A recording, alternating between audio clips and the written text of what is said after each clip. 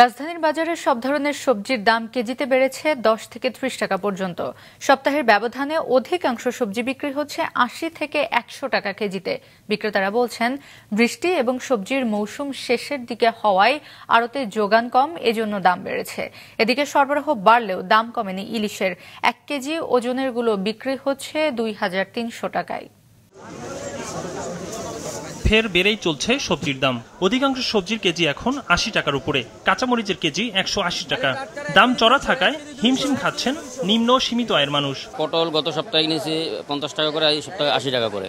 তো এরকম প্রতি সবজিতে 10 টাকা 20 টাকা 30 টাকা করে কেজিতে বাড়ছে। বাজারে সবকিছুর দাম বাড়তি, মাছ গোস বা তরকারি সবকিছুর দাম অতিরিক্ত বেশি। বিক্রেতারা বলছেন, কয়েকদিনের বৃষ্টি ও সবজির মৌসুমের শেষের দিকে হওয়ায় আড়তে যোগান কম, এ কারণে দাম বেড়েছে সবজির।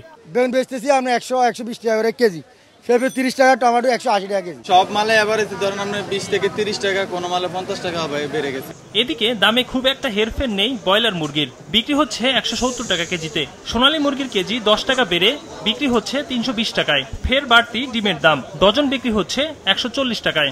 এত বাড়তি ভাই, যেমন বাড়ছে কাস্টমারও বিক্রি যাইতেছে, এত দাম বাড়ছে। এখন 140 টাকা ডজন হয়েছে ডিম। সরবরাহ কিছুটা বাড়লেও গত সপ্তাহের বাড়তি দামেই বিক্রি হচ্ছে ইলিশ।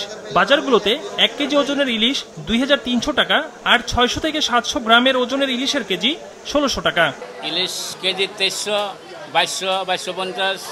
একরামুল ইসলাম খান, মাছরাঙ্গা সংবাদ, ঢাকা।